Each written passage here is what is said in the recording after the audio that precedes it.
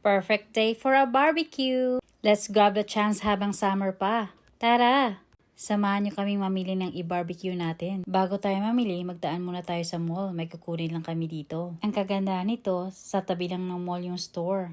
Pili-pili! Kumuha kami dito ng marinated chicken at pork.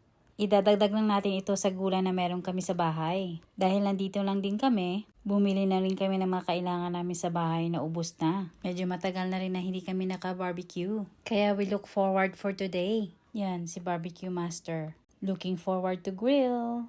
We marinated the pork. Ang sarap kasi ng lasa pag marinated. Meron na tayong appetizer. Chop chop and mix mix. O ayan, grilling time na. Ang bango ng usok. Usok pa lang, takam na takam ka na. But we need to be patient. Ayan, pasayaw-sayaw pa si Grill Master. Walang araw na di ka talaga tatawa sa taong na to. Hindi na uubusan sa kaking ko yan. Ayan, malapit nang maluto. Nire-ready ko naman yung kainan habang nagigrill pa si Joe.